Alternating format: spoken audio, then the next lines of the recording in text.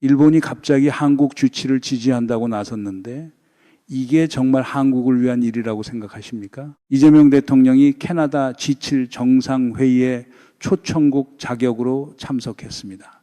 G7 정상들과 나란히 회의장에 들어서고 기념 사진을 함께 찍었어요. 트럼프 대통령과 직접 환담을 나눴고 만찬 자리에서는 바로 옆에 배석이 됐습니다. 올해 상반기 한국 외교의 하이라이트라는 평가가 이미 쏟아지고 있습니다. 그런데 거기서 멈추지 않았어요. 지금까지 한국의 G7 가입을 가장 강하게 반대할 것으로 여겨지던 일본에서 동의 신호가 나오기 시작한 겁니다. 미국은 이미 여러 차례 한국을 G7에 넣자고 제안해 왔습니다. 유럽 국가들도 환영하는 분위기입니다. 이제 일본만 손을 들면 한국의 G7 입성이 현실이 될 수 있는 상황이에요. 그런데 이상한 일이 벌어지고 있습니다. 주류 언론이 외교 성과, 국격 상승이라고 보도하는 동안 한국 일각에서는 반응이 오히려 싸늘하게 나오고 있어요. 세계 최고 선진국 클럽의 입장권이 눈앞에 왔다는데 왜 받기 싫다는 목소리가 나오는 걸까요? 지상파 보도만 보고 있으면 이 구도는 절대 안 보입니다. 오늘은 G7이 한국에게 내미는 손 뒤에 어떤 계산이 숨어 있는지, 왜 일본이 지금 이 시점에 갑자기 동의 신호를 보내는 건지, 그리고 왜 차갑게 반응하는 쪽이 오히려 더 냉정한 전략적 판단을 하고 있는 건지 그 구조를 표면부터 바닥까지 파헤쳐 보겠습니다. 표면에서 보면 외교 성과처럼 보이고 동기를 보면 각국의 속셈이 드러나고 결과를 보면 한국이 치러야 할 비용의 실체가 보입니다. 먼저 기본부터 정리합시다. 한국이 G7에 들어갈 자격이 있기는 한 걸까요? 결론부터 말씀드리면 자격은 차고 넘칩니다. 한국은 1인당 국민소득 3만 달러 이상의 인구 5천만 명 이상을 동시에 달성한 이른바 3050 클럽 국가입니다. 이 두 조건을 동시에 충족하는 나라가 전 세계에서 얼마나 되는지 아십니까? 손에 꼽을 정도입니다. 그리고 그 대부분이 이미 G7 회원국이에요. 무역 규모를 보면 더 명확해집니다. 2025년 기준 한국 교역액은 1조 3천억 달러를 넘겼습니다. G7 회원국인 이탈리아, 캐나다와 비슷하거나 앞서는 수준이고 프랑스와도 큰 차이가 나지 않아요. 반도체, 배터리, 조선, 방산, K 콘텐츠까지 이미 세계 시장에서 경쟁력을 실증한 분야들이 줄지어 있습니다. 미국의 헤리티지 재단도 한국이 G7 가입 자격을 충분히 갖췄다고 평가한 바 있어요. 자격, 문제 없습니다. 그러니까 더 수상한 겁니다. 모든 나라가 한국을 원한다고 하는데 진짜 이유가 한국의 자격 때문일까요? 아니면 각자가 필요한 걸 꺼내가려는 계산이 깔려 있는 걸까요? 여기서부터 이야기의 결이 완전히 달라집니다. 가장 먼저 봐야 할 건 일본입니다. 일본은 G7의 유일한 아시아 회원국입니다. 이게 일본의 얼마나 중요한 타이틀인지를 먼저 이해해야 해요. 2010년대 이후 일본 경제는 30년 침체의 늪에서 완전히 벗어나지 못하고 있습니다. GDP 규모에서 중국에 밀렸고 기술 경쟁력에서 한국과 대만의 추격을 당하는 상황이에요. 반도체에서는 라피더스 프로젝트를 밀어붙이고 있지만 아직 결과가 나오지 않았고 자동차에서는 전동화 전환을 놓쳐 세계 시장에서 입지가 흔들리고 있습니다. 국제 무대에서 일본의 실질적 영향력이 예전 같지 않은 지금 아시아 유일 G7 회원국이라는 자리는 일본 외교의 마지막 자존심 보루입니다. 자민당 일각에서는 한국을 자기들과 동등하게 보는 것 자체에 거부감이 강했습니다. 일본이 그동안 한국을 어떻게 대해왔는지도 봐야 합니다. 반기문 전 총장이 유엔 사무총장이 됐을 때 민주 선진국 중 유일하게 찬성표를 던지지 않은 나라가 일본이었습니다. 2019년에는 한국 반도체를 겨냥한 불화수소 등 소재 부품 수출 규제를 일방적으로 밀어붙였어요. 독도 문제에서는 아직도 한치도 물러서지 않고 있습니다. 외교가에서 일본이 한국의 G7 가입에 동의한다는 건 거의 불가능한 시나리오로 여겨졌어요. 그런 일본이 갑자기 동의 신호를 보낸 겁니다. 공짜로 한국의 자리를 내줄 일본이 아닙니다. 아니, 이거 웃을 일이 아닙니다. 적이 갑자기 선물을 들고 올 때가 가장 경계해야 할 순간이라는 걸 역사는 반복해서 보여줬어요. 그렇다면 일본의 계산은 무엇일까요? 하나씩 뜯어봅시다. 첫 번째 노림수는 한일 관계를 영구적으로 묶는 겁니다. G7이란 틀 안에 한국이 들어오면 두 나라가 같은 협의체에 묶입니다. 같은 클럽 회원국끼리 정면 충돌하기 어려워지는 외교적 구조가 만들어지는 거예요. 독도 문제든 강제동원 역사든 한국이 강하게 목소리를 내기 힘들어지는 환경이 조성됩니다. 국제사회에서 두 나라가 G7 동료로 자리 잡히는 순간 한국이 일본의 정면으로 이의를 제기하는 장면 자체가 클럽 내부 갈등으로 포장될 수 있어요. 과거사에서 한국이 목소리를 낼 때마다 선진국끼리 왜 싸우냐는 프레임이 씌워질 수 있는 구조가 만들어지는 겁니다. 같은 클럽 회원이라는 명분으로 한국의 외교적 행동 반경을 좁히려는 거예요. 주류 언론이 이걸 한일 관계 개선의 긍정적 신호라고 포장할 때 우리가 봐야 할 진짜 구조가 바로 이겁니다. 그런데 여기서 한 가지 더 놓치면 안 됩니다. 일본의 두 번째 노림수가 첫 번째보다 훨씬 더 무겁습니다. 바로 유엔 안보리 상임이사국 진출입니다. 일본은 수십 년 동안 안보리 상임이사국이 되고 싶어 했습니다. PO, 즉 미국, 영국, 프랑스, 러시아, 중국의 자리. 일본은 이 자리를 원했지만 중국은 물론 한국도 반대 입장을 유지해 왔습니다. 역사 문제가 정리되지 않은 상태에서 일본이 거부권을 가진 군사 강국 지위를 얻는다는 건 동북아 안보 지형의 중대한 변화를 의미하기 때문이에요. 일본이 한국의 G7 가입을 지지하는 대가로 한국의 안보리 상임이사국 지지를 요구할 가능성이 큽니다. 구조는 단순합니다. 너의 G7을 도와줄 테니 나의 안보리를 도와달라는 거래입니다. 그리고 이 거래의 대가가 얼마나 비대칭적인지를 봐야 해요. 한국이 G7에 들어가면 얻는 건 발언권과 명예입니다. 일본이 안보리 상임이사국이 되면 얻는 건 거부권을 가진 군사 대국의 법적 지위입니다. 같은 협의 테이블에 올려놓을 수 없는 비대칭 거래예요. 한국이 G7 명예에 눈이 멀어 이 거래에 응하면 어떻게 됩니까? 일본의 군사 대국화에 한국이 직접 길을 터주는 셈이 됩니다. 헌법 구조 개정 논의가 이미 진행 중인 일본이 안보리 상임 이사국까지 차지하게 되면 동북아시아 안보 지형 전체가 달라져요. 그 첫 단추를 한국이 끼워줘야 하는 상황이 오는 겁니다. 일본이 아시아 유일 G7 회원국 자리를 포기하는 것처럼 보이지만 실제로는 훨씬 더 크고 영구적인 권력을 얻으려는 계산입니다. 여기에 중국 변수도 더해야 합니다.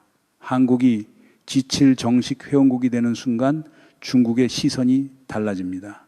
중국은 G7을 미국 주도 반중 연합으로 인식합니다. 한국이 그 안에 공식적으로 편입되면은 지금까지 중국이 한국을 대하던 방식이 바뀔 수 있어요. 사드 사태 때 한국이 경험한 경제 보복, 한한령, 관광 제한, 무역 제재 같은 것들을 기억하십니까? 그때와는 비교할 수 없는 규모의 경제적 압박이 올 수 있습니다.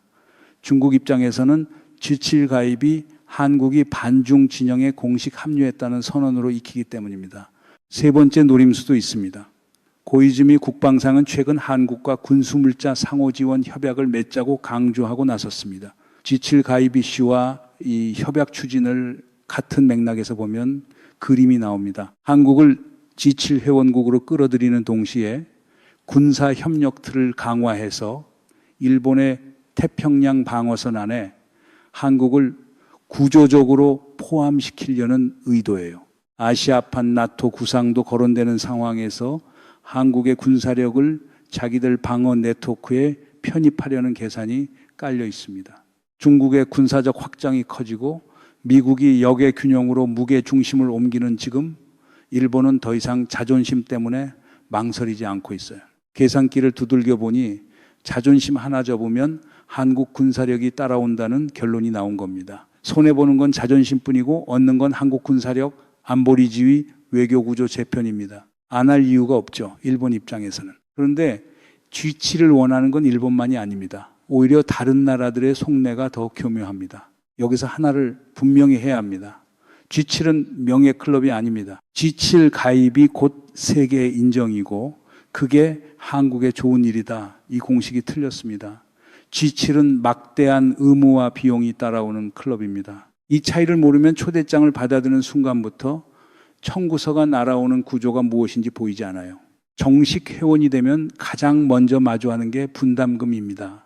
우크라이나 재건 비용은 수조 달러 규모로 추산됩니다. 개발도상국 원조, 글로벌 기후기금, 팬데믹 대응 기금까지 G7은 끊임없이 돈을 내야 하는 구조로 운영돼요. 지금까지 한국은 초청국 자격이었기 때문에 이 부담에서 비교적 자유로웠습니다. 정식 회원이 되는 순간 선진국 몫의 청구서가 날아옵니다. 두 번째가 더 심각합니다. 제재 강제 동참 문제입니다. G7은 사실상 미국이 주도하는 협의체입니다. 대중 제재, 러시아 제재에 한국이 무조건 따라가야 하는 상황이 만들어지는 거예요. 지금은 한국이 선택적으로 대응할 여지가 있습니다. 트럼프 행정부 기간에는 그나마 숨 돌릴 공간이 있었지만 G7 회원국이 되고 트럼프가 퇴임하고 나면 제재 강제 동참 압력이 구조화됩니다. 한국이 스스로 외교적 선택권을 포기하는 상황이 오는 겁니다. 트럼프 이유를 생각해 봐야 합니다. 지금 트럼프 행정부는 G7보다 양자 관계를 선호하기 때문에 다자 협의체 압박이 상대적으로 약한 편입니다. 그런데 트럼프 이후 민주당 행정부나 전통적 공화당 행정부가 들어서면 G7 다자주의가 복원됩니다. 그 순간 한국은 G7 회원국으로서 대중 디커플링, 러시아 제재, 이란 제재 등에 자동 편입되는 압박을 받게 됩니다. 지금 가입하면 몇 년 후 어떤 행정부가 들어서든 한국은 이미 그 틀 안에 묶여 있어요. 진짜 문제는 여기서부터입니다. 중국은 한국의 최대 교역국입니다. G7에 묶여 중국 제재에 강제로 동참하게 되면은 한국 경제가 직격탄을 맞습니다. 미국은 반도체 공급망을 자기들 중심으로 재편하려 하고 있어요. G7 협의체 안에서 삼성과 SK 하이닉스를 미국 주도 공급망에 묶으려 할 가능성이 큽니다. SK 하이닉스는 중국에 공장이 집중돼 있어요. G7이라는 명분 아래 한국 반도체 기업이 중국 시장을 단계적으로 포기하라는 압박을 받게 될 수 있습니다. 수년에 걸쳐 쌓아올린 한국 반도체 기업의 사업 전략이 G7이라는 울타리 안에서 서서히 제약받는 구조가 만들어집니다. 이것만 봐도 단순하게 판단할 문제가 아닙니다. 반도체는 한국 산업의 심장입니다. 한번 보세요. 미국이 2022년 반도체 지원법 CHIPS 액트를 통과시키면서 보조금을 받는 기업은 중국의 첨단 반도체 공장을 새로 짓지 못하도록 가드레일 조항을 달았습니다. 삼성과 SK 하이닉스가 미국 정부 보조금을 받으면서 이미 이 압박을 경험하고 있어요. G7 정식 회원이 된다면 이런 제약이 양자 협약이 아니라 다자 협의체 차원에서 구조화될 수 있습니다. 중국 공장에 의존하는 메모리 생산 비중을 단계적으로 줄이라는 압박이 한국 혼자 감당하는 게 아니라 G7 전체의 명분으로 밀려오는 상황이 되는 거예요. 이건 기업의 생존 문제이고 한국 경제의 구조 문제입니다. 세 번째가 가장 교묘합니다. 유럽은 지금 러시아 위협에 절박합니다. K-전차, K9 자주포, 천무 다연장 로켓을 빠르고 싸게 받고 싶어 해요. 지금 한국은 갑의 위치에서 무기를 팔고 있습니다. 원하는 조건을 한국이 제시할 수 있는 구조예요. 그런데 G7에 묶이면 어떻게 됩니까? 같은 클럽 회원이라는 명분으로 기술 이전을 요구하고 공동 생산을 압박하고 가격을 깎으려 들 겁니다. 지금처럼 한국이 이익을 챙기며 팔 수 있는 구조가 아니라 동맹 의무처럼 내줘야 하는 구조로 서서히 바뀌는 거예요. G7 회원국이 되면 무기를 파는 게 아니라 나눠주는 상황이 올 수 있습니다. 호랑이 등에 타는 건 한순간이지만 내리는 건 다치게 되어 있어요. 지금 G7이라는 호랑이 등에 올라타면 내리고 싶을 때 이미 내릴 수 없는 상황이 됩니다. 결국 이 그림을 정리하면 이렇습니다. 미국은 한국을 자기 진영에 구조적으로 묶어두려 합니다. 일본은 외교와 안보에서 한국을 도구로 활용하려 합니다. 유럽은 방산과 분담금 부담을 나눠지우려 합니다. 각자의 이익을 위해 한국에게 명예를 주는 척하면서 실속을 챙기려는 겁니다. 한국을 위해서 G7 입성을 원하는 나라는 단 한 곳도 없습니다. 잠깐만요.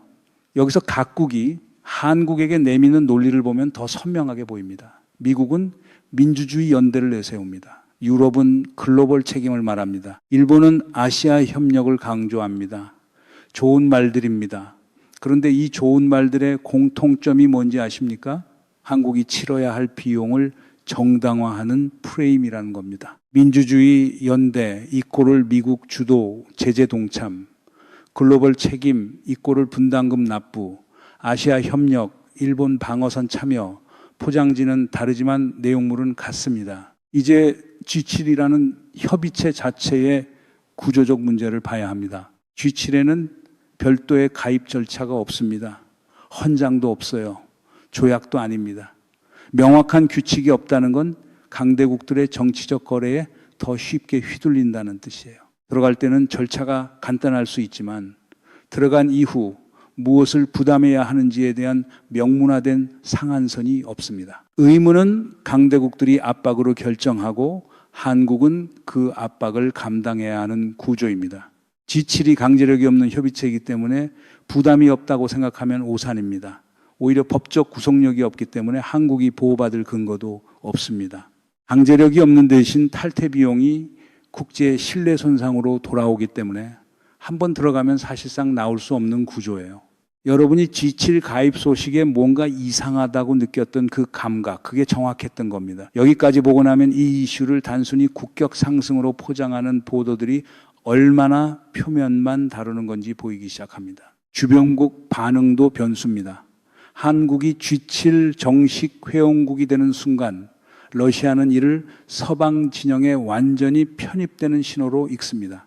지금까지 러시아와 한국의 관계는 그나마 열려있는 채널이 남아있었어요. 잠잠했던 관계가 거칠게 돌변할 수 있고 서방의 룰을 따르라는 내부 압박이 강해지면서 불필요한 충돌 빌미가 생겨납니다. 쓸데없는 분쟁에 한국이 휘말릴 이유가 없어요.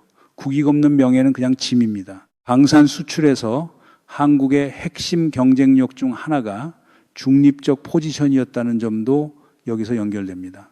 한국은 네이토 회원국도 아니고 러시아 편도 아닌 실용적이고 중립적인 무기 수출국으로 포지셔닝이 돼 있었습니다. 이 덕분에 폴란드, 루마니아, 호주, 중동 여러 나라가 한국 무기를 선택할 수 있었어요. G7에 묶이면 이 포지션이 흔들립니다. 서방 진영 무기 공급자로 명확하게 각인되는 순간 다른 진영의 국가들은 한국을 배제하기 시작합니다. 수출 대상 다변화가 어려워지고 중립적 파트너로서의 신뢰도가 떨어지는 거예요. 지금 갑이 위치에서 팔 수 있는 구조가 무너질 수 있습니다. 그렇다면 한국은 어떻게 해야 할까요? 처음에 이 질문을 던졌습니다. 왜 G7 가입 소식에 한국 일각이 싸늘하게 반응하는가? 지금까지 파헤친 구조를 보고 나면 이제 그 반응이 달리 보입니다. 냉정한 전략적 판단이지 무지가 아닙니다. 먼저 균형 잡힌 시각을 가져야 합니다. G7 가입이 무조건 나쁜 건 아닙니다. 세계 최고 선진국 협의체에서 발언권을 갖는 것, G7 브랜드가 한국 외교에 주는 무게감은 분명히 가치가 있어요. 국제 규범 형성 과정에 참여할 수 있고 글로벌 어젠다를 설정하는 자리에서 목소리를 낼 수 있습니다. 방산 영역에서도 G7 회원국이라는 지위가 유리하게 작용하는 측면이 있어요. 하지만 자존심과 명예에 휩쓸려 조건 없이 덥석 받아들이면 안 됩니다. 한국이 내줄 것과 받을 것을 냉정하게 저울질해야 해요. 일본이 안보리 상임이사국 지지를 요구한다면 단호하게 거절해야 합니다. 일본의 군사 대국화에 한국이 길을 터줄 이유가 없어요. 분담금과 제재 동참도 한국 국익 기준으로 조건을 명문화해야 합니다. 특히 중국 시장과 SK 하이닉스 공장, 반도체 공급망 문제는 한국 경제에 사활이 걸린 레드라인입니다. 이 부분에서 명확한 예외 조항을 협상해내지 못하면 G7 가입이 한국 경제의 발목을 잡는 구조가 됩니다. 전문가들이 공통적으로 말하는 최선의 답은 이겁니다. 지금처럼 초청국 포지션을 최대한 길게 유지하는 겁니다. 의무는 없고 발언권은 누리는 구조에서 할 수 있는 것들을 충분히 챙기면서 가는 거예요. 어쩔 수 없이 가입해야 하는 상황이 온다면 그만한 반대 급부를 충분히 협상하고 들어가야 합니다. 조건 없이 들어가는 것과 조건을 걸고 들어가는 것은 완전히 다른 결과를 만들어냅니다. G7이라는 간판이 국민 밥상을 지켜주지 않습니다. 이재명 정부가 이번 G7 정상회의에서 초청국 외교로 거둔 성과는 분명히 있습니다. 트럼프와의 환담, 주요국 정상들과의 네트워크 구축, 글로벌 무대에서 한국의 존재감 재확인, 이 모든 것이 정식 회원국이 아닌 상태에서 이루어졌다는 게 핵심이에요. 의무 없이 얻을 수 있는 것들은 최대한 초청국 자격으로 챙기면서 정식 가입은 조건이 정확히 맞을 때 혹은 피할 수 있다면 피하는 전략. 이게 명예가 아닌 실리를 택한 외교입니다. 초청국 포지션이 얼마나 전략적으로 유리한지를 다시 봐야 합니다. 이재명 대통령은 이번에 초청국 자격으로 G7 정상들 전원과 접점을 만들었습니다. 트럼프와 만찬 동석, 마크롱과 양자회담, 슈나벨 EU 총재와의 면담, 정식 회원국들이 내는 의무 없이 이 모든 외교적 성과를 챙긴 겁니다. 비용 없이 발언권을 누리는 초청국 전략이 잘 작동하고 있다는 증거예요. 이 포지션을 굳이 버릴 이유가 없습니다. 과연 한국이 G7 정식 회원으로 포함되게 될지, 그리고 포함된다면 어떤 조건에서 어떤 가격을 치르게 될지, 이 질문은 앞으로도 계속 지켜봐야 할 이슈입니다. 여러분은 한국이 G7 정식 회원이 되어야 한다고 보십니까? 아니면 지금처럼 초청국 포지션을 유지하는 게 더 유리하다고 보십니까? 감사합니다.